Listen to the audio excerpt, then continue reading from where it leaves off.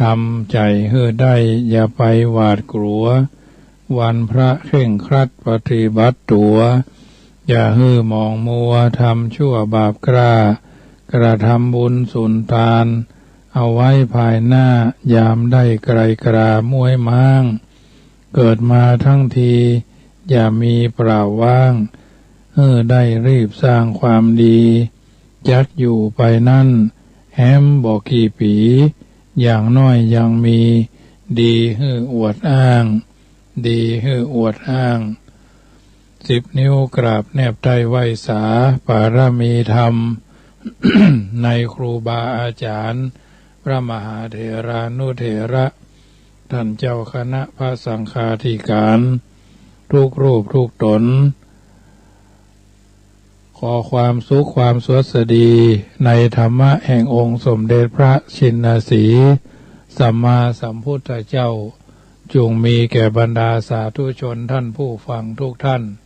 ที่มีโอกาสเปิดเครื่องรับฟังรายการเสียงธรรมก่อนรับตาตั้งสถานีวิทยุเพื่อการศึกษาพระพุทธศาสนาและวัฒนธรรม FM ความถี่ 104.50 เมกะเฮิรตซ์วัดฝ่ายหินตำบลสุเทพอำเภอเมืองจังหวัดเชียงใหม่เมตตาในหลวงพ่อท่านพระครูสมุวิสุวัฒน์วรกิโจเจ้าวาดวัดฝ่ายหินผู้อำนวยการสถานีวิทยุขึ้น พุทธธรรมนำสุขแห่งนี้ทุกเมื่อค่ำยามคืนทุ่มซาวถึง2 ทุ่มอาตมาภาพพระมหาประสิทธมาภินันโทก็จะได้น้อมนำเอาธรรมะสาระมาเป็นปฏิพรย้อนสนองตอบบรรดาญาติโยมสาธุชนที่อยู่ท่าดาวฟัง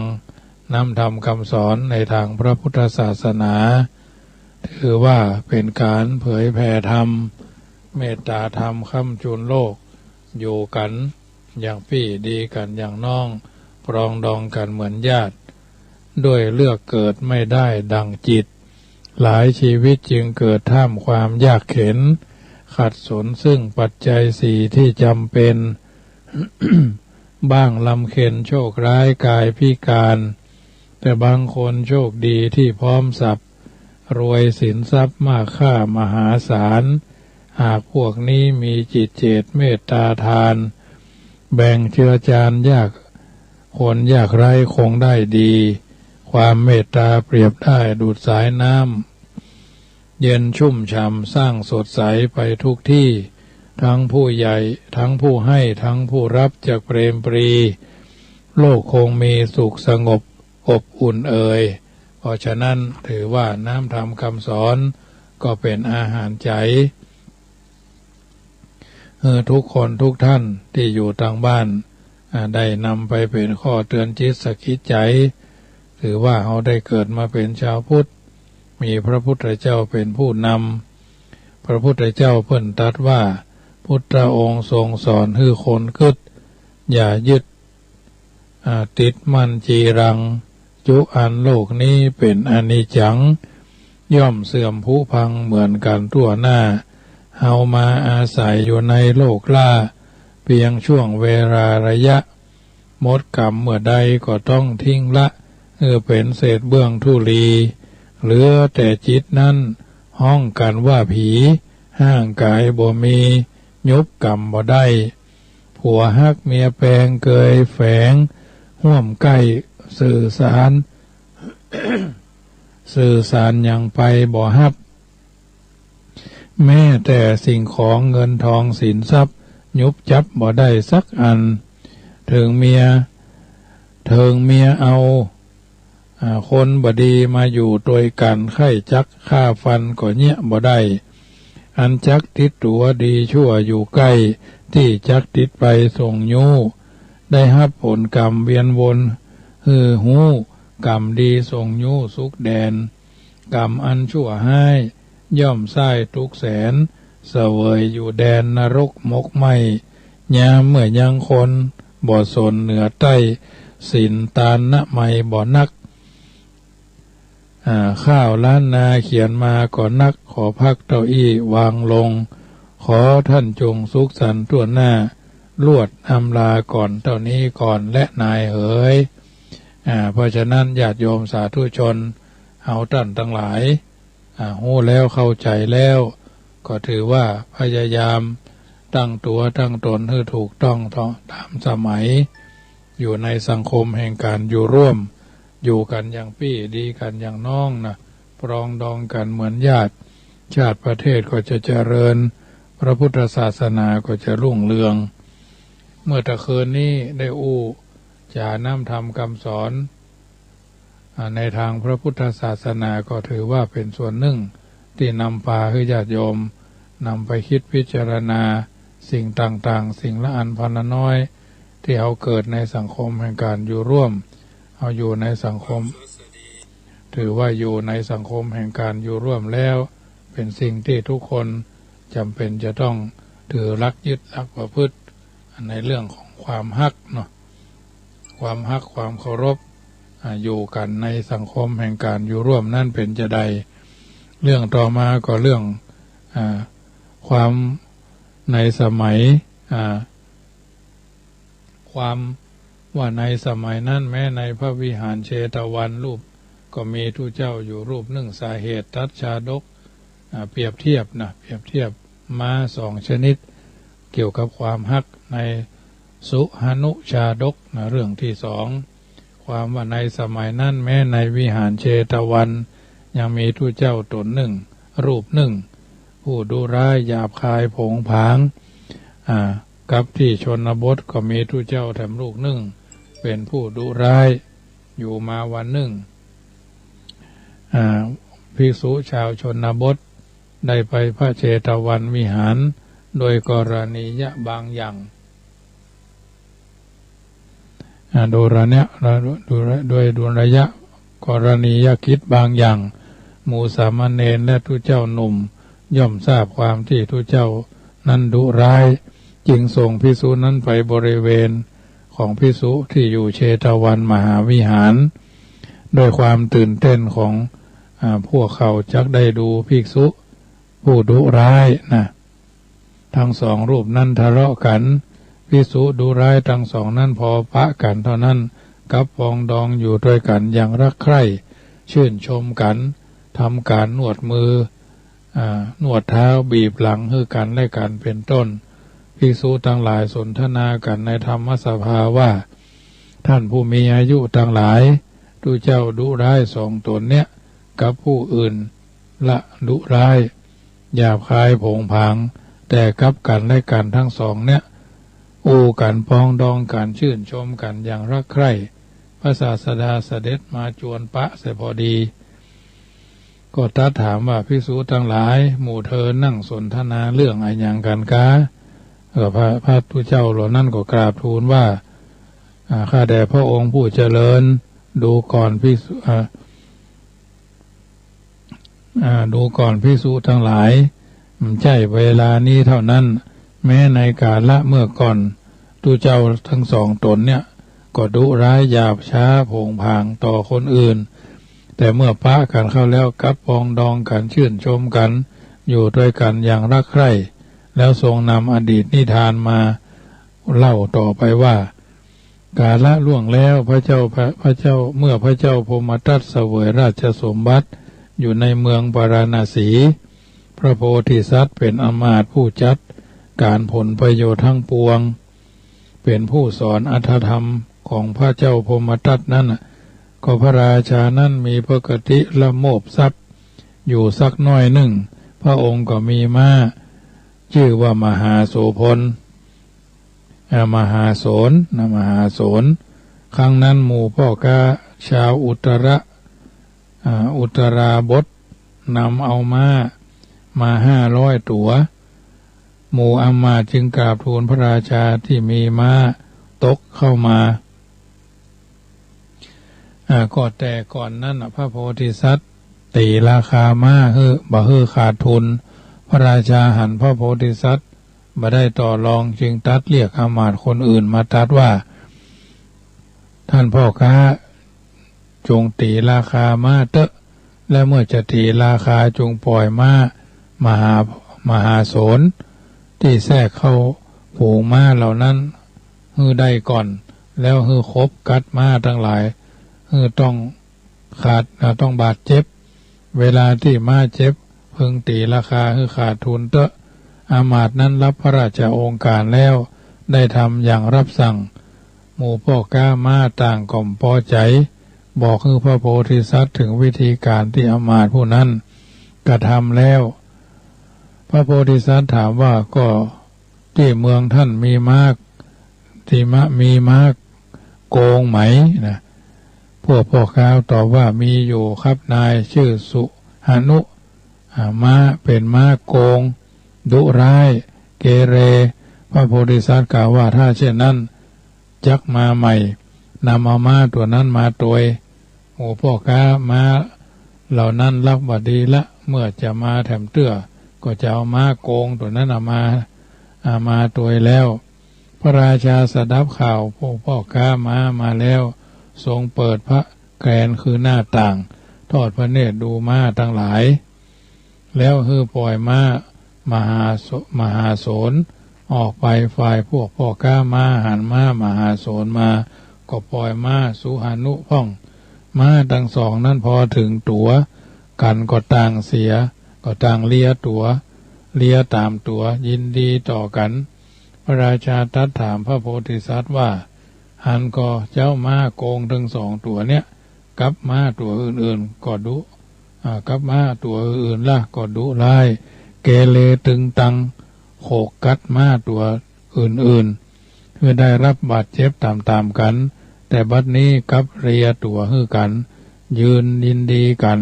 อันเนี้ยหมายความว่ากระไรพระโพธิสัตว์กราบทูลว่าข้าแด่มหาราช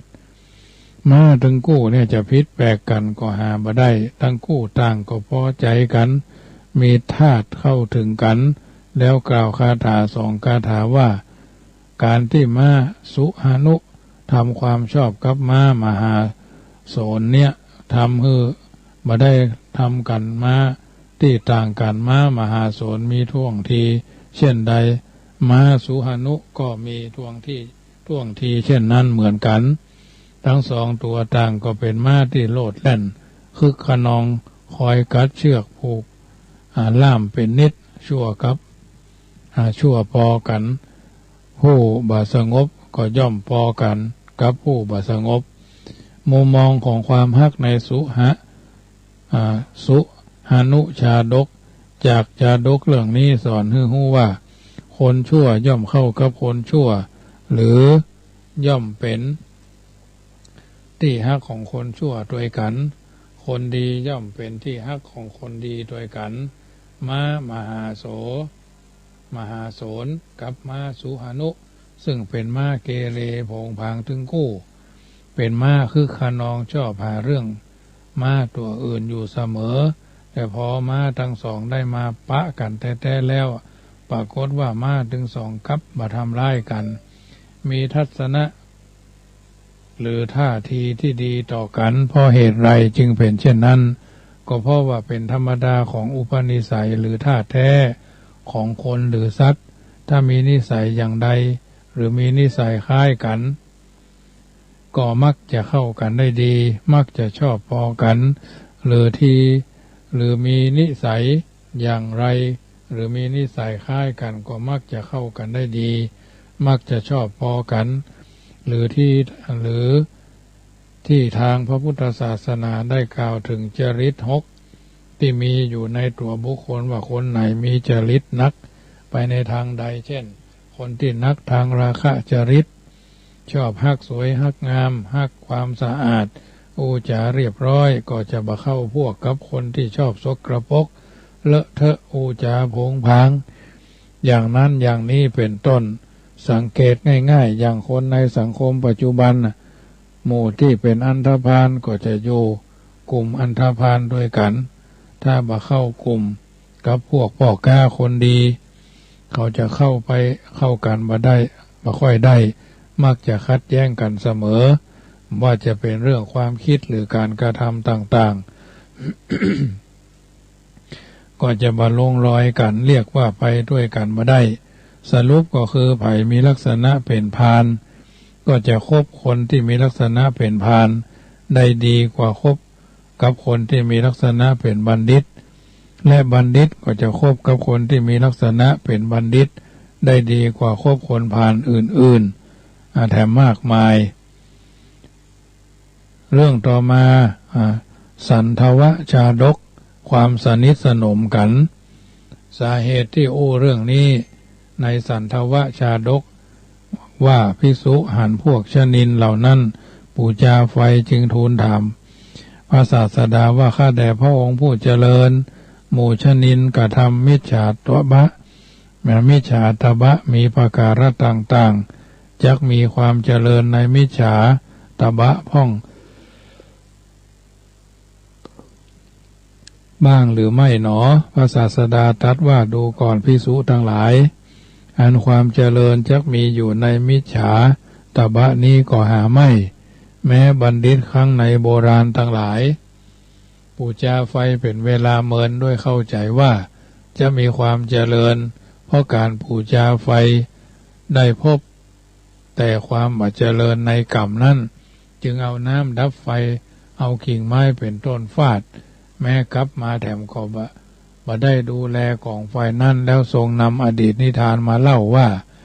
กาละล่วงแล้วข้างพระเจ้าพรหมทัตเสวยราชสมบัติณพระนครพาราณสีพระโพธิสัตว์เกิดในตระกูลพราหมณ์พ่อแม่ถือไฟกำเนิดของพระโพธิสัตว์มาแล้วกล่าวกับพระโพธิสัตว์ผู้มีอายุได้16 ปีว่าแน่พ่อเจ้าอย่าถือเอาไฟกำเนิดไปบำเรอในไฟในป่าหรือว่าจะเรียนไตรเพศสร้างสมทรัพย์สมบัติอยู่ครองเรือนพระโพธิสัตว์กล่าวว่าข้าพเจ้าบ่มีความต้องการด้วยคฤหัสถ์ข้าพเจ้าจักบำเรอไฟในป่าหมายไปสู่พรหมโลกฮับเอาไฟกำเนิดไว้พ่อแม่เข้าไปในป่าอยู่ที่บรรณศาลาบำเรอไฟพระดาบสโพธิสัตว์นั้นวันหนึ่งไปสู่ที่นิมนต์ได้เข้าปายาตกับเนยใสนำเข้าปายาตนั้นมาด้วยคิดว่าจักถวายเข้าปายาตนี้แก่เท้ามหาพรหมลำลึกบูชาไฟไปโดยคิดว่าเอาจะฮือพระอาคีพระขวาดื่มน้ำเข้าปายาตหยอดเนยใส่ก่อนจึงโยนเข้าปายาตเข้าไปในไฟแต่พอโยนเข้าปายาตซึ่งมีมันมากเข้าไปในไฟเท่านั้นไฟก็แลบลุกพรึบขึ้นทันทีเปลวไฟไหม้บรรณศาลาพระโพธิสัตว์ตกใจกลัวหนีออกไปยืนอยู่ต่างนอกกล่าวว่าอันคนชั่วบ่ควรทำความสนิทสนมตัวบัดนี้ไฟไหม้บรรณศาลาของเฮาซึ่งสร้างด้วยหยาดเหงื่อแรงงานเสียแล้วจึงกล่าวคาถาที่หนึ่งว่าความชั่วร้ายจะยิ่งไปกว่าสนิทสนมกับคนชั่วบ่มีไฟที่เฮาปรนเปรอกับโดยเนยใสและเข้าปายาตได้ไหม้กุฏิใบไม้ที่ทำด้วยความเหนื่อยยากเสียแล้วในคาถานั้นมีความดังต่อไปนี้ความสนิทสนมมีอยู่2 อย่างคือความสนิทสนมด้วยตัณหาอย่างหนึ่งความสนิทสนมโดยฐานมิตรอย่างหนึ่งความสนิทสนมแม้ทั้ง2อย่างนี้กับคนชั่วผู้รามกบ่มีสิ่งอื่นจะชั่วร้ายไปกว่านั้น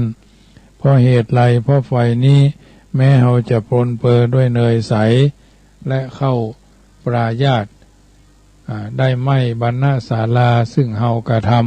ำได้โดยยากเสียแล้วพระโพธิสัตว์คันกล่าวอย่างนี้แล้ว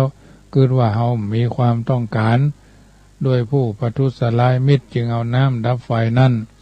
เอากิ่งไม้ฟาดเข้าไปในภายในป่าหิมพานต์หันแม่เนื้อตัวหนึ่งชื่อสามาเลียปากสีหะเสือโคร่งและเสือเหลืองเกิดว่าชื่อว่าความดีอื่นจากสนิทสนมกับสัตบุรุษทั้งหลายย่อมบ่มีจึงได้กล่าวคาถาที่2ว่าความดีจะยิ่งไปกว่าความสนิทสนมกับคนดีนั้นบ่มีนางเนื้อสามารถเลียปากสีหะเสือโคร่งและเสือเหลืองด้วยความฮัก ในคาถานั้นแสดงให้หันว่าแม่เนื้อชื่อว่าสามาย่อมเลียปากของสัตว์ทั้งหลายสัตว์ทั้งสามด้วยความฮักสิเนหาก็แลขั้นกล่าวดังนี้แล้วพระโพธิสัตว์จึงเข้าไปภายในป่าหิมพานต์บวชเป็นฤาษียังอภิญญาและสมาบัติคือบังเกิดในเวลาเสี่ยงชีวิตก็บังเกิดในพรหมโลกมุมมองของความฮักในสันทวชาดกความฮักความสนิทสนมจากเรื่องนี้สอนให้รู้ว่าการที่เราจะคบไผสนิทสนมกับไผสักคนเป็นเพื่อนเป็นมิตรต้องรู้จักนิสัยใจคอของเขาคนนั้นให้ดีนิสัยเป็นอย่างใดสุมาเตอร์ภาษาที่มันสุภาพสันดานเป็นจะได้เหี่ยก่อนหรือพอได้คบหาสมาคมด้วยก็ต้องสังเกตพฤติกรรมตลอดถึงความจริงใจของเขาด้วยอย่าฮืดจะได้ไว้ใจอย่างอย่าจะได้ไว้ใจทางอย่าวางใจคนมากเกินไปก็เดี๋ยวจะนั่งช้ำใจเหมือนเรื่องในสันทวชาดกนี้บางคนแกล้งทำเป็นสนิทสนมเป็นเพื่อนฮักกันแต่ในจิตคิดประทุษร้ายแล้วไผจะไปหู้ได้เช่นกรณีของพระโพธิสัตว์ถูกประทุษร้ายเป็นเหตุทำให้กระท่อมที่อยู่อาศัยไหม้เสียแล้วการสนิทสนมกับคนชั่วนั้นบดีอย่างยิ่งบ่ควรเอาคนอื่นมาเป็นเพื่อนเพราะความชั่วยิ่งไปกว่าความสนิทสนมกับคนชั่วนั้นบ่มีความดียิ่งไปกว่าความสนิทสนมกับคนดีนั้นบ่มีกล่าวคือ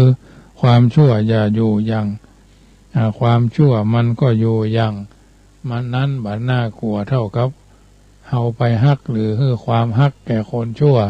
เพราะการฮื้อความฮักสนิทสนมกับคนชั่วย่อมนำความเดือดร้อนมาฮื้อดังโบราณท่านกล่าวเอาไว้ว่า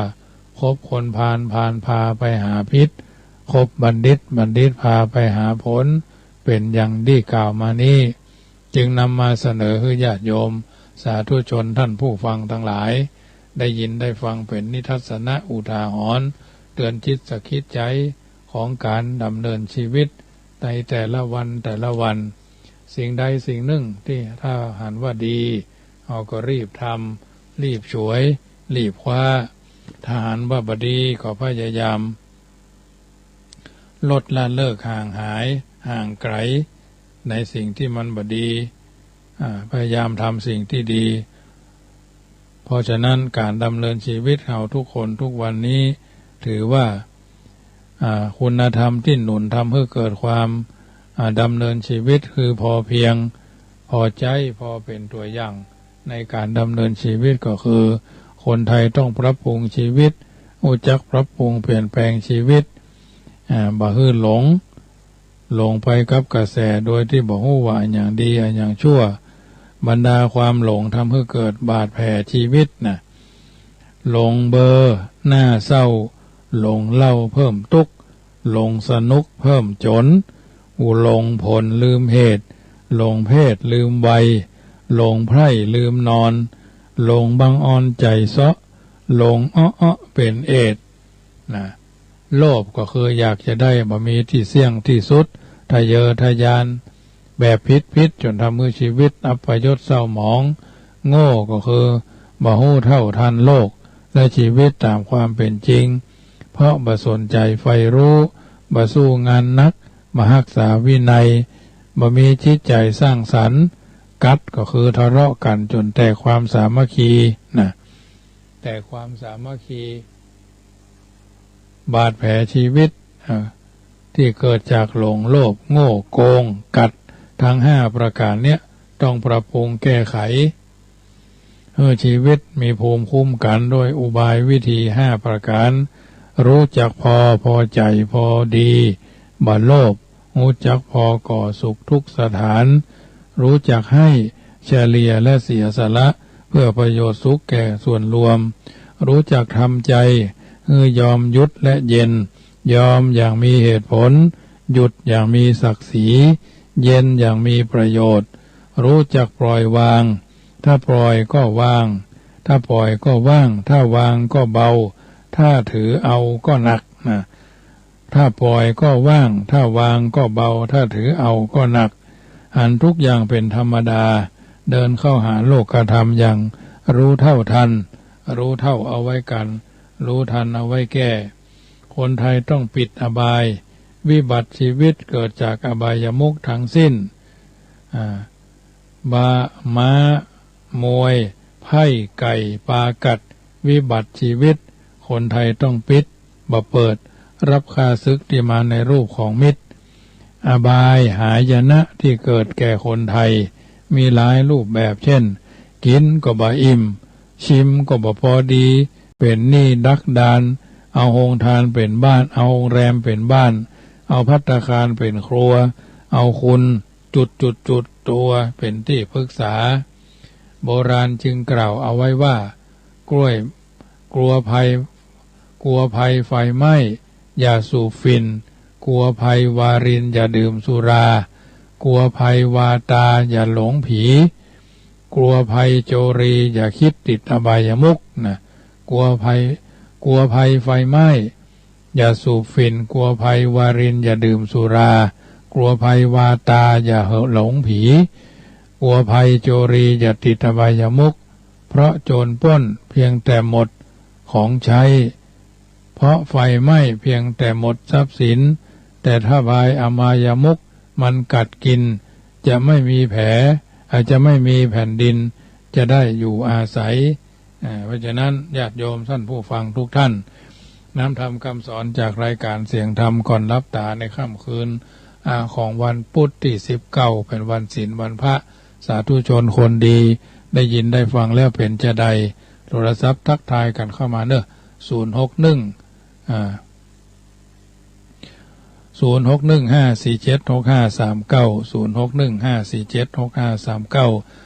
ยง1 สาย1กำลังใจวันนี้เป็นวันศีลเป็นวันพระวัดจังกำก็ขอเจริญพรประชาสัมพันธ์ข่าวสารงานบุญเนอะการทำบุญบูรณะกุฏิสงฆ์ห้องนอนวันนี้ก็ได้มีสายทานศรัทธาจากพี่น้องหลายคนหลายท่านมาร่วมทำบุญการน้ำกับไฟก้าอย่างตัวอย่างหลายอย่างก็ขออนุโมทนากับทุกคนทุกท่านเนอะเจริญพรโยมแม่เรนู